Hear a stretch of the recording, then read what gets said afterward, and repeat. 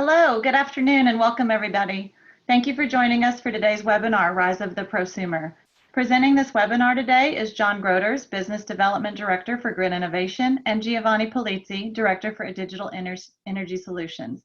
John is a power system engineer with over 10 years of experience in utility and industrial applications, specializing in distribution modernization and automation. He's active in several industry groups like IEEE, RMEL, and EPRI. John has an electrical engineering degree and an MBA from Colorado State University and is a licensed professional engineer in Colorado and Florida. Giovanni holds a degree in aerospace engineering and a postgraduate diploma in renewable energy technology. He has collaborated with the energy sector to shape utilities of the future through digital transformation and application of IoT and the blockchain. He has consulted internationally for IT systems, smart grids, transactive energy, industrial IoT for utilities, distributed energy resources, and conventional power generation. Before we get to the fun stuff, I have just a few housekeeping items today. This webinar is being recorded, so all participants are on mute. Chat for this webinar is also disabled, but we do encourage you to ask questions. So if you do have any questions, please use that little Q&A button at the bottom of your screen, and we'll do our best to answer those at the end of this presentation. That's all I got. John and Giovanni, I'm going to turn it over to you guys now. Okay, fantastic. Thank you, Delana. So welcome everybody. Certainly appreciate everybody joining today. Hopefully you'll find this webinar interesting and compelling for your needs. So and also hope everybody's staying safe and healthy during these crazy times we find ourselves in. So with that, we'll go ahead and get going. So what we're calling this is Rise of the Prosumer, kind of like Rise of the Phoenix, but this is specific to really the changing utility customer and how we have to adapt to that change. So how are we going to handle the new load and generation that the customer of tomorrow is going to bring, and how are we going to further interact with them? You know, so many utility companies are looking for new ways to engage with their customers. So really this is talking about the technology that is going to help enable the utility customer of tomorrow. So when we talk about prosumer, what we're really talking about is the evolution of that customer. And this is obviously to include production. So they are no longer just a consumer of energy, they are also producing their own, as well as they're further participating in grid support in a lot of different ways. So that, coupled with the fact that distribution networks are becoming increasingly more dynamic, planning, operations, entire business models are needing to adapt to that new paradigm. So leveraging customer DERs will be critical in what is being referred to as active grid operation. We no longer can call it the distribution network passive, as they are changing all the time and becoming much more dynamic. So utilities are seeing prosumers as an opportunity to extend the reach of their customers and offer them more levels of participation with that trend looking to increase greatly in the coming years. So every utility certainly is adapting and offering customers more choice, and that seems to be a top priority for most customer engagement strategies. So looking at your traditional distribution grid, there's a lot of simplicity to it. There is traditionally one-way power flows with very little distributed generation. It was also very predictable. The load profiles were predictable. You pretty much knew what they were based on the time of day, weather, or day of the week. There wasn't a lot of variation from day to day or from hour to hour historically. So, and visualization in the network outside the substation was seldom, because you really could use that predictability to know what the different loads are downstream. So now fast forward that to today's and tomorrow's distribution grid. There's going to be two-way power flows throughout the various parts of the network. And those are going to change in an instant. If all of a sudden there's a large cloud cover, it's going to have immediate impact on PV generation that'll change the power flows near instantly. So not only increased intermittency of generation, but the loads will become more intermittent as well. So for example, as EV adoption ramps up, we'll be adding much more intermittency that may or may not be very predictable for the grid operators.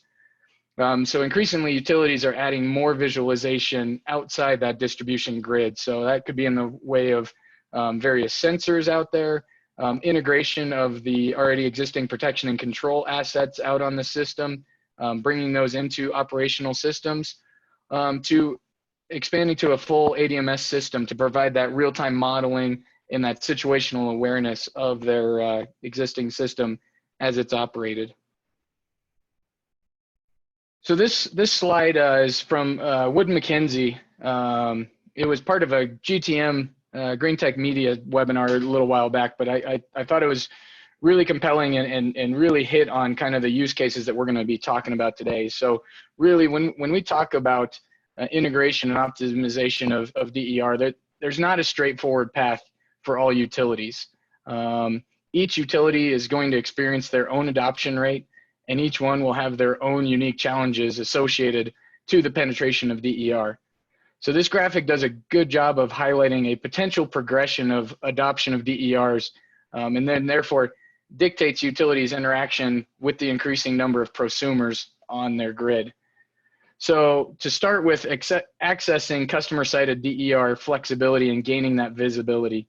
So that's a logical first step. You want to gain the visibility and potentially leverage those assets while at the same time providing compensation and further compensation to their customers for the various flexibility they might be able to offer them. And then also it talks about feeder and transformer level control. That specifically touches on the first use case that we're going to be talking about later today when we talk about targeted demand response. And then we go up to maximizing DER value to customers and wholesale market participation. So this is increasing that DER asset value to the prosumer by opening it up to new market opportunities. So whether that's directly to the wholesale market or to create new ways for customers to be compensated, and that'll be specifically one of the use cases that Giovanni discusses later. And then finally, looking a little bit further out, but looking at DER integration from an enterprise level. So the consolidation of systems certainly would be part of this effort. You want to be able to bring in operational data and couple that with historical information and other modeling data. So this is very much touches on our second use case today that is going to be talking about consolidation of various demand response initiatives.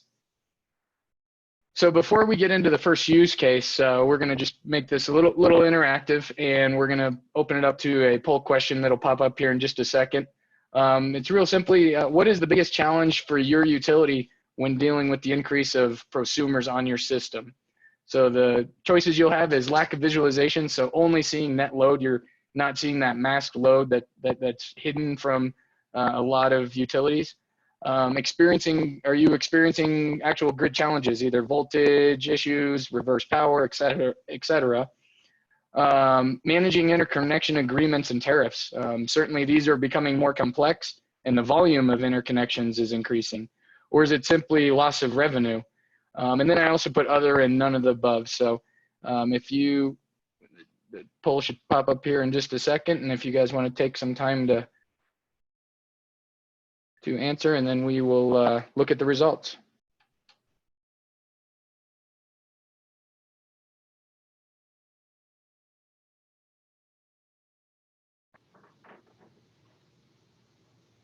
Got a few more coming in. Just gonna wait till it slows down.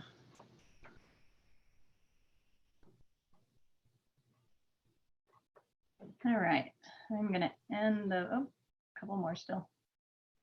Little last minute ones.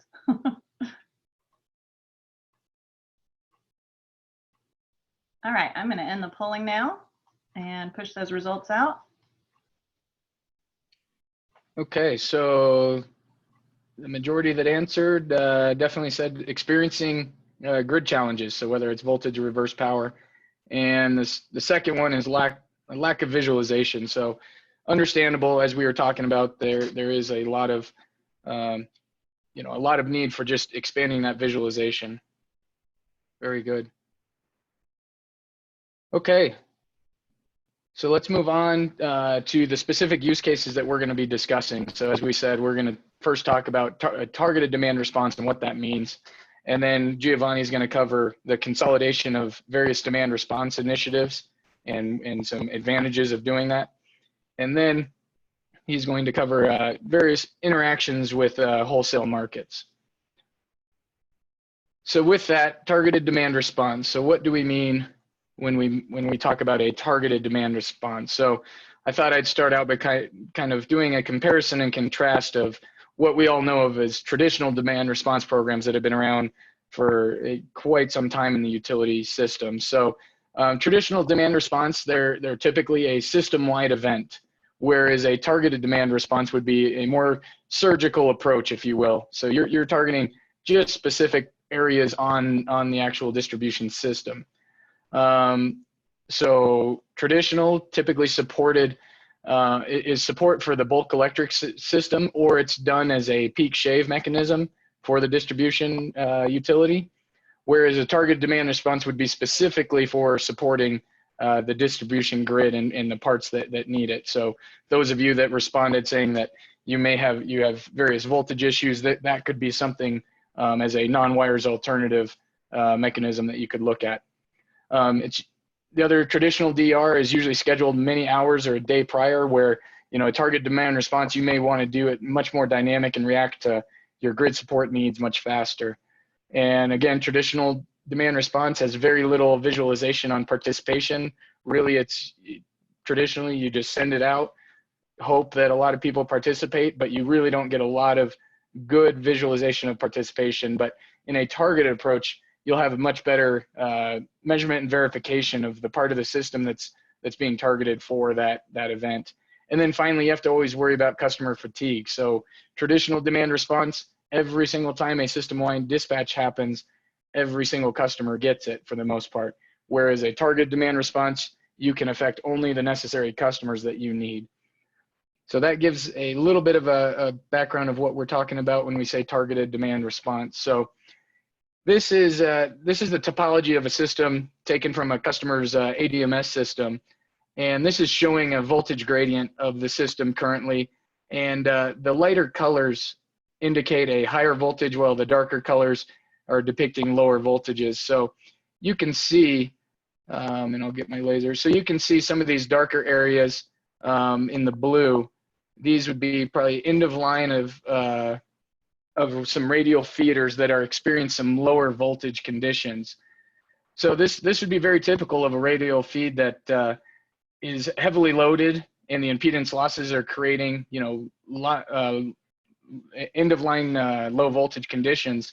The utility may not have the ability to address this with their traditional voltage control assets like load tap changers, capacitors, or voltage regulators. So this would be a really good example of where a targeted demand response implementation could alleviate this condition if they had customers enrolled along that feeder that could either increase generation, so maybe supply some of their storage, or decrease loading. So whether that's HVAC and thermostat programs, or building management systems, or various load control capabilities. So, but if you knew that that you had customers enrolled in the programs on those particular feeders, you could do that targeted demand response.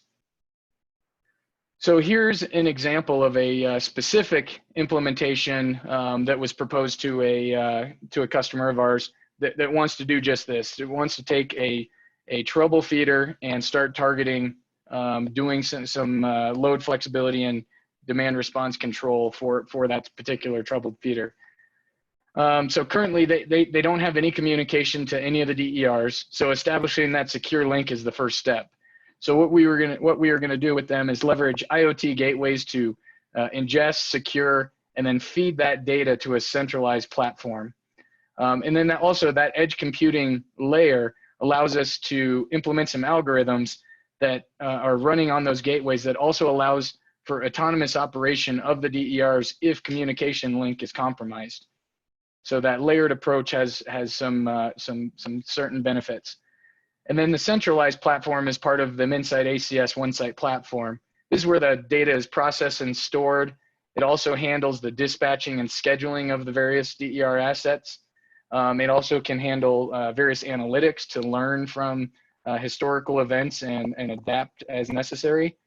This is also where grouping of the DERs takes place. That's certainly certainly a key part, because you have to know where those DERs, and you have to group them as parts of different sections of the network to know which ones you need to call on. And then finally, the link to the real-time systems like a SCADA or an ADMS is critical for having that situational awareness to react quickly to grid support needs for those targeted demand responses. So how might this concept be realized from an operational perspective? So looking at our flexibility platform, first we would be notified of a specific portion of the network that needs grid support from a targeted demand response. So this is where the integration of the operational systems like SCADA and ADMS is necessary to provide that real-time situational awareness or predict a potential system violation upcoming. So once the area of the network that needs support is identified, the DER management platform would look at the available DERs associated with that feeder or substation. So again, that is where the grouping of the DERs is critical. Then the platform would look at the aggregate capabilities of those DERs and determine if that will be sufficient to address the grid needs. So, and now in this particular example, it's specific to demand response, but we call it a flexibility platform because it can also address load flexibility for both decreasing as well as increasing. So why would we ever want to increase load? So an example might be loading might be light during maybe the middle of the afternoon in a lightly loaded condition. You may experience some excess PV generation similar to like the California duck curve. So this would be a perfect time to try to dispatch, maybe battery storage devices to charge or EVs to increase loading to address that over generation condition. So certainly the flexibility platform can provide both decrease as well as try to increase load based on grid needs. So then after looking at the aggregate capabilities, the next step is to schedule the dispatch of the various DERs. So this can also take into account many parameters such as the cost to dispatch or the number of times a particular customer has been asked to participate in various events. So all those parameters can be looked at when scheduling. And then finally, the last step is the execution of the event. So this will also take into account the participation of each DER for settlement purposes, as well as reference for future metrics on the participation of that particular DER. So with that, I am going to turn it over to Giovanni, and he is going to talk about our next use case. Thank you very much, John. Hope everybody hears me well. Thank you for being here. Thank you for participating in this webinar. We're very excited to show you what we've been thinking about, what we've been putting into this, the rest of the presentation. So what I will introduce is basically the way that we are seeing a platform helping a utility in, for example, a demand response. What we are seeing today is, and as John was saying before, utilities are already relying on a number of demand response platform, a number of response solutions for a part of their network. There has been, they rely on sometimes on aggregators that are able to control thermostats, are able to control batteries, for example, and they help the utility to reduce peak loads. Similarly, a utility is able to control some of the devices that are deployed in the network, like voltage regulators, for example, capacitor banks, as John was saying before. So we represent this in the left. Now, as we expect, as the number of DR available in the network increases, then that's going to increase also the number of potential aggregators that offer the services to utility. So from a handful of applications, utility may soon find itself to deal with 10, 12, 20 different applications, each application with its own interface, with its own web page, for example, to communicate it, to pass information. Of course, what we are seeing is that there's a need for a unified approach, a unified platform that can provide that information, not only to give information in aggregated form to the utility, but also to allow the utility through the same platform to control the distributed energy resources controlled directly by the utility. That would be, again, the devices or the behind the meter controllable loads of some commercial and industrial customer with a higher capacity. Again, in the image on the right, you see the little gateway, because the platform is of course based on IoT gateway, because that allows the scripting, for example, not to be done directly in the SCADA, but to be done even at the edge component. So for a more simple management of situation that may occur and that may involve the DR. So we see the vertical integrators provide information to the platform above. That means that the utility does not have to replace the solution that the customer already comfortable with. The utility can leverage those, but can add the new ones, can reach directly behind the meter with particular proposal, particular offers to customer. And then the utility will have the global vision of what is happening, and the rules that the utility wants to put to manage the vertical integrator can be to have full visibility of what the resources are doing, how many times the resources have been called in an event, what's been their participation, what's the reliability of each one, for example, in terms of communication signal, or in terms of the numbers of that a customer has opted out of one of the requested interventions. And this takes us to the next slide, where we see what an operator may look like, what the window, the screen of the operator may look like. In this case, we have a number of, for example, system users, a number of clients. There are clients of the company, of the utility. So that can be, for example, can be aggregators. Number of clients that are connected, number of clients that are connected to this platform and providing services, the number of DRs, right? A number of active services that are there, for example, they've been already scheduled, or they're being executed in that particular moment. A monthly average, a monthly aggregated information to understand that how well it's been performing with respect to other parameters, and a monthly performance in terms of the portfolio reliability, how many times the resources that have been called to participate in the event have actually participated. And then you see, of course, a geographic map there showing how the different resources are in that particular moment operating. So what we're giving here is a visibility of all the information. And one of the things that was in the poll that came out was actually the lack of visibility. So visibility of what's happening in the network, visibility of this information in real time, and aggregate information that tells us how we are doing compared to a number of KPIs, for example.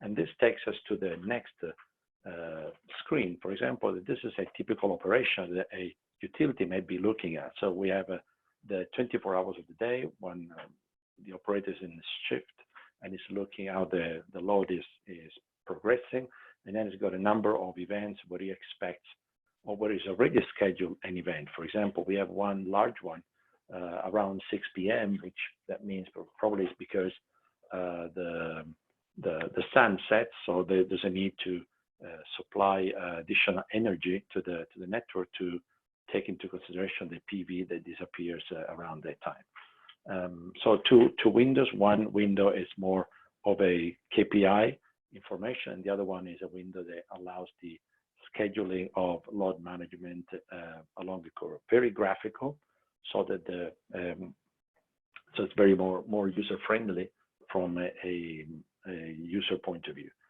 And so this is to show what the use cases of integrating information from the grid, from different solution goes into the one platform. And then this takes us to the other one, which is, okay, now that we have a consistent number of DRs, there might be the conditions under which there's actually an excess of capacity. And here we can have we're thinking about the future wholesale market. So it doesn't have to be what it is today. The utility may offer the service to customers. The utility may say, okay, I can aggregate and put that capacity into a market, into an energy transactional market, or I can offer that possibility, for example, to a number of aggregators that operate in my network, and say, look, there's this possibility to offer either to me or to the outer market. So where we position our platform is in that white band that you see in this image.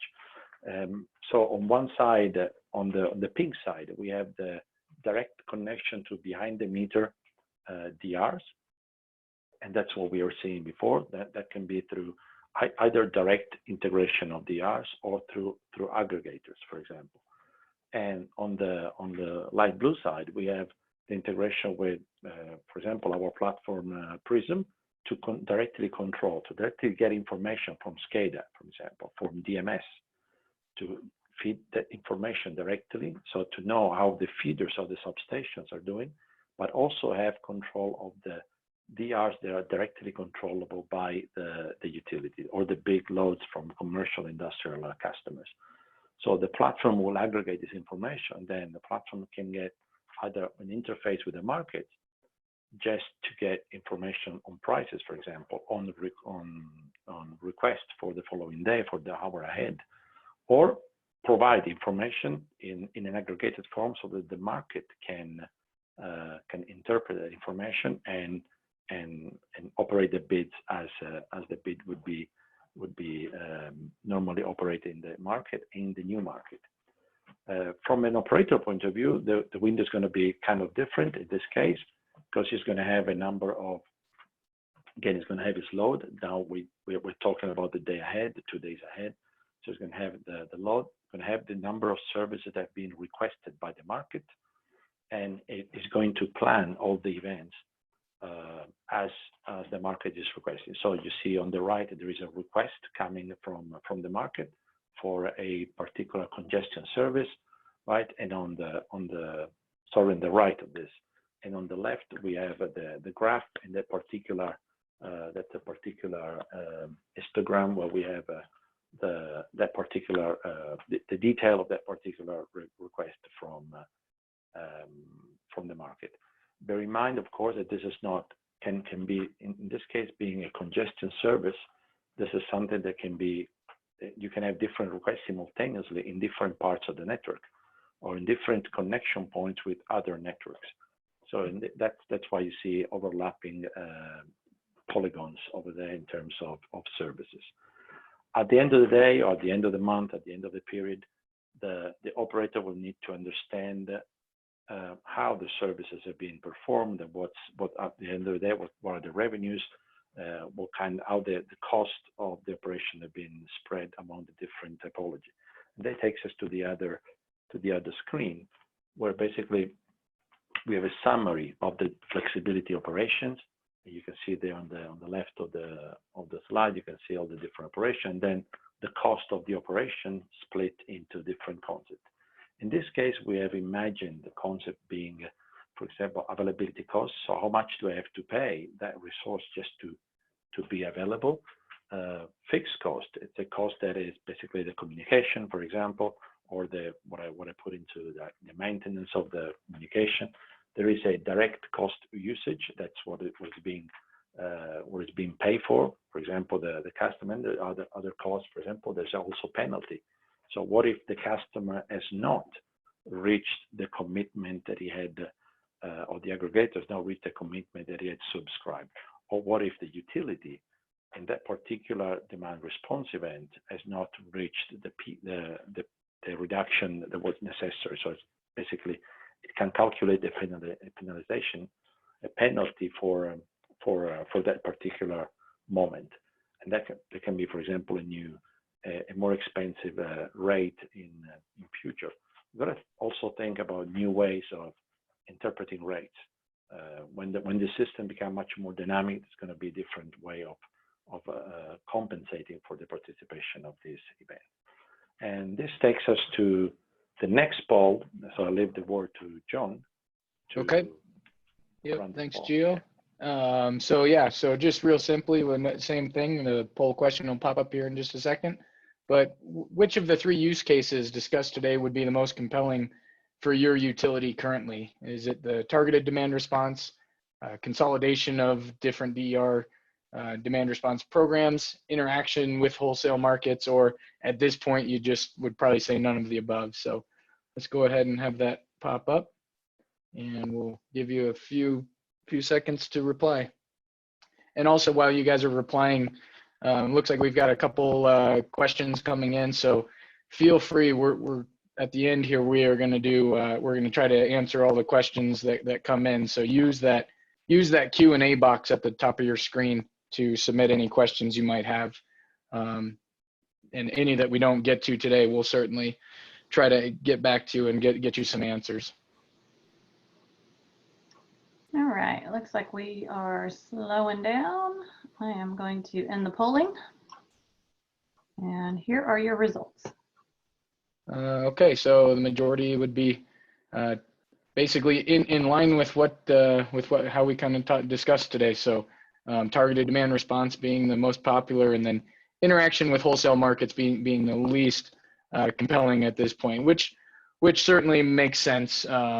It's that tends to be kind of further down the roadmap, is how do we bring in that market portion, but definitely something that a lot of utilities are including in their DER roadmaps. Okay, so I will turn it back to Giovanni to conclude.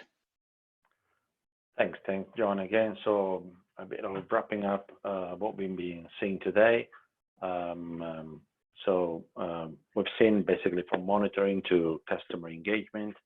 Of course, we've seen the first piece is how to enable a utility to monitor all the DRs there, to increase their visibility of what the DRs are, or the effect of the DRs in the network, how many times the DRs are operating, and also monitoring the loads.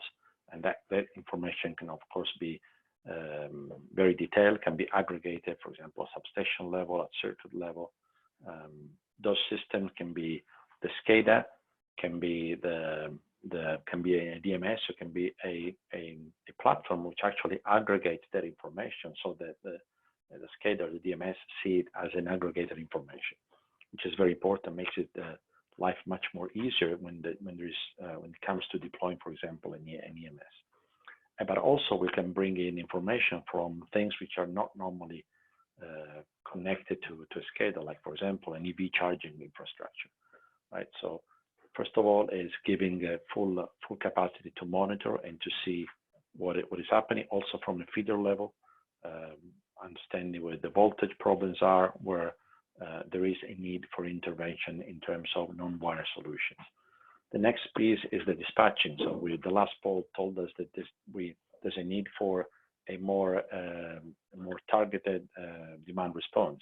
So of course, that will mean that we cannot send out a signal to the entire system. We have to be very specific. So we have to know which feeders are in need, and we have to know which DRs are connected to that feeder, and we have to know which is the capacity, the flexibility of those DRs, so that we can leverage those specifically in the feeder. And this can be very simple, as starting from your most traveled feeder, starting from your feeder that have the highest penetration of DRs, because what normally happens is that some neighborhoods have higher penetration of DR than others. So probably those are the feeders where there's the most need. So it doesn't have to be a full system deployment. It can be very specific of one section of the network, a few circuits, some feeder. Okay. The next piece will be the data analysis. Of course, once we have this information coming in, a platform is to be able to show that information in an aggregating way to the users, to the utility in this particular. We need to have information in real time. but also compare real time with past information.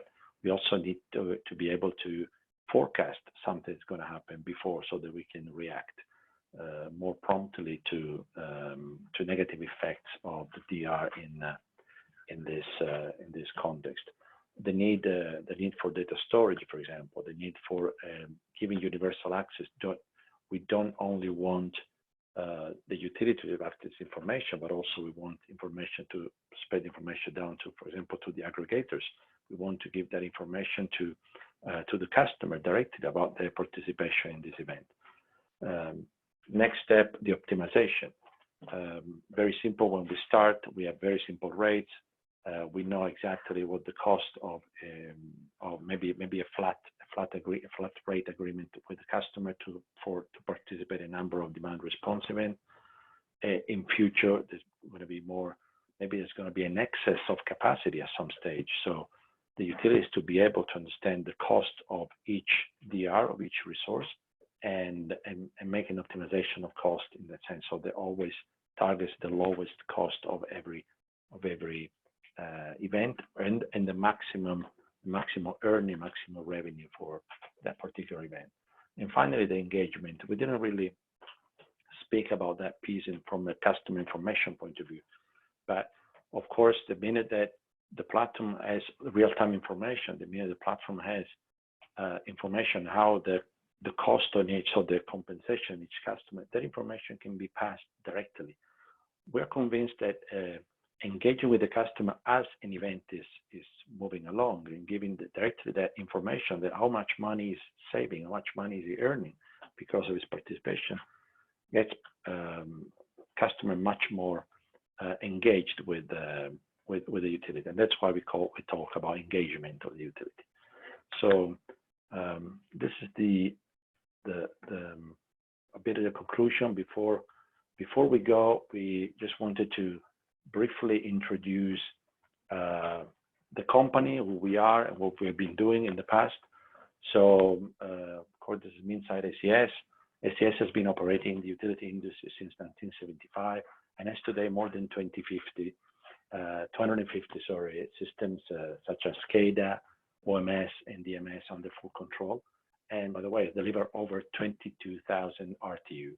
So SES very, very capable in SCADA, DMS system, and the RTU business. In 2018, SES is part of a large international group called Indra that has large experience of mission critical system and IT.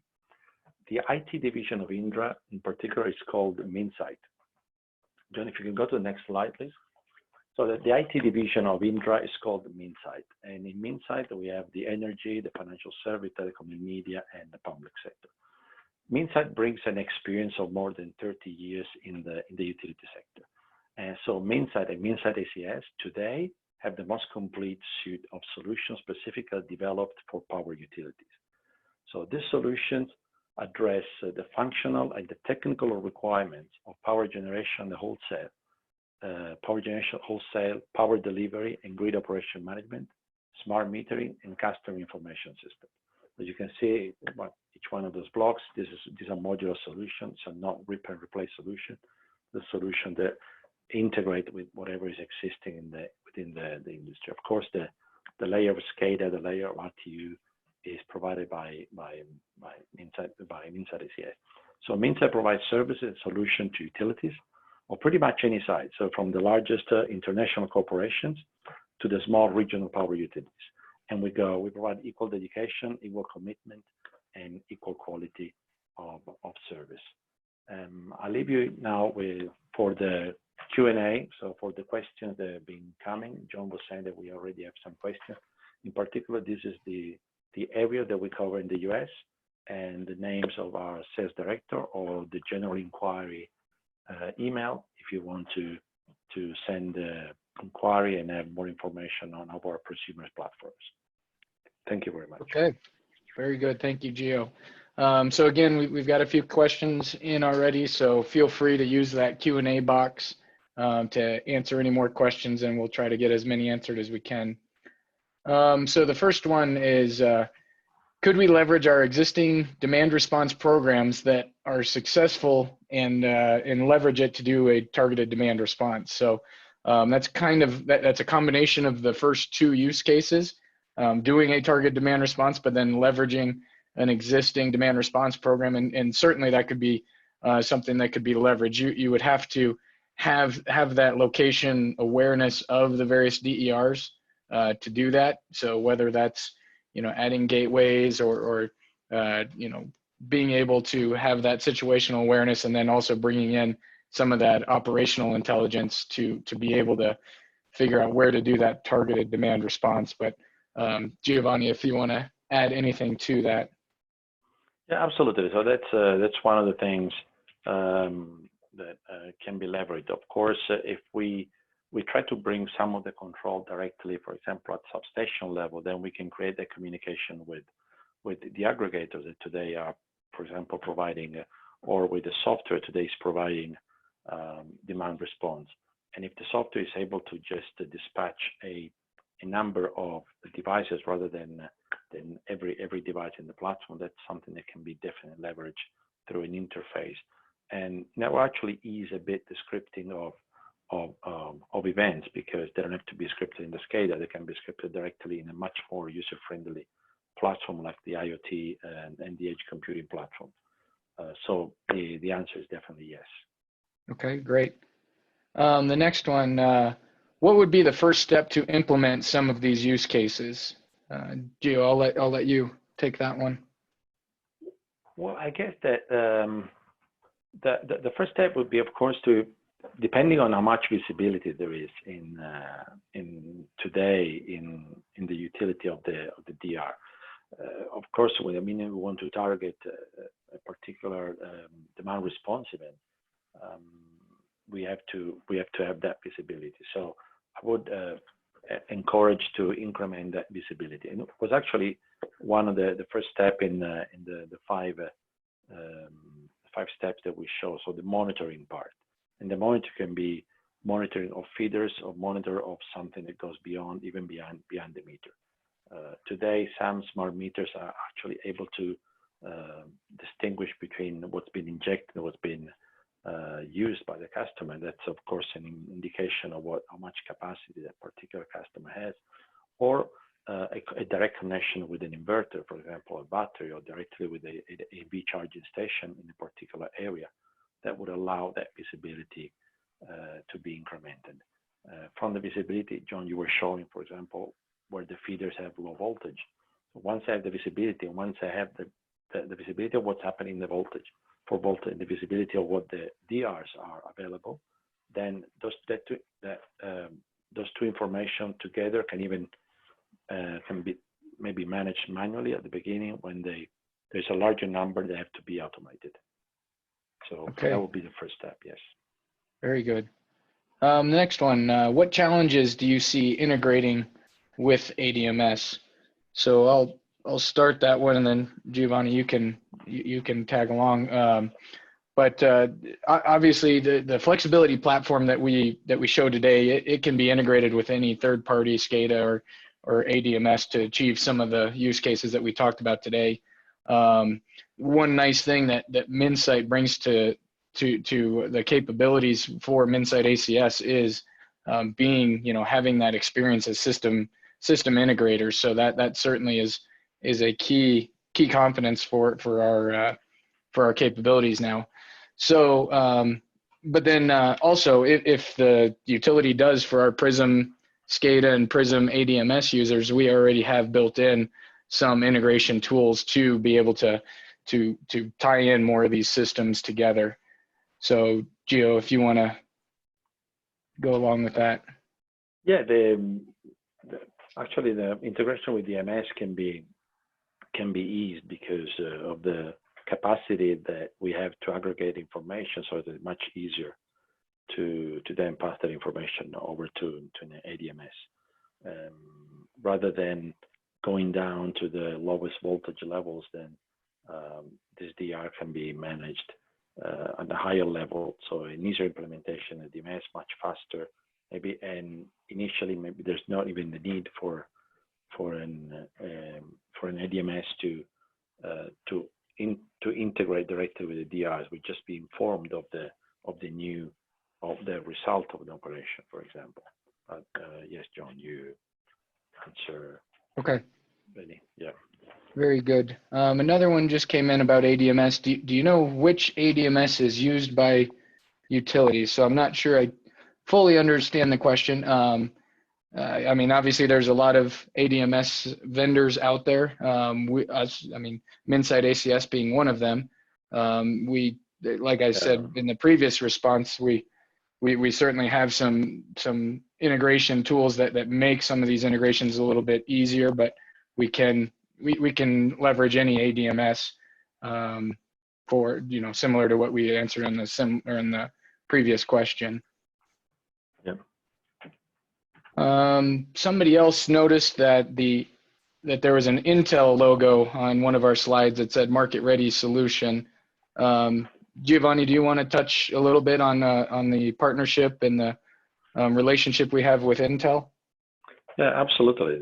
So we've been working with Intel for now a number of years, especially on the edge component, on the capacity that we have to distribute logic and distribute algorithms. We relied on Intel a lot because they offer the most secure platform in that sense. So, and we've been working with them on, for example, on workload consolidation, which is one of the probably most advanced distributed intelligence application. Our platform is, of course, it's a hybrid IoT platform. It has got a centralized component and it's got an edge component, and these two components have to speak and we always have to make sure that every software that is running at the edge is basically managed and controlled and secured in the centralized platform.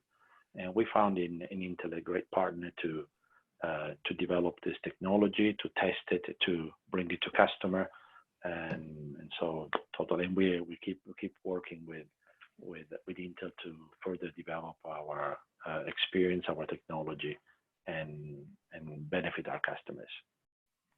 Okay, very good. So we got a follow up on that one as far as which utility it says. So it's specific to Ontario, which we've definitely done work in Ontario. So welcome to our neighbors from the north. They said that they've seen the rise of the prosumer. So we'd love to talk to more about your particular use cases and needs. Certainly we would like to have that conversation and see if there's something we can help you with. But with that, that's all the questions we have right now. If anybody has any other questions or wants to discuss any of these further, feel free to use any of these emails in front of you, and we would love to have that conversation. And I'll turn it over to Delana to conclude. Thanks, John. Thanks, Giovanni. Good job with that today. I just have a couple things that you guys need to look out for. We will have some more webinars coming up starting in September, so be sure to keep an eye out for those. And then if you're a customer on the line, our conference is going virtual this year, like many others. We do hope to have the full schedule for that published in September also. So if you happen to miss any emails on either of those two things, you can always find more info on the events page of our website, acspower.com. And that's all I've got. Thanks everyone for joining us today. Have a good evening.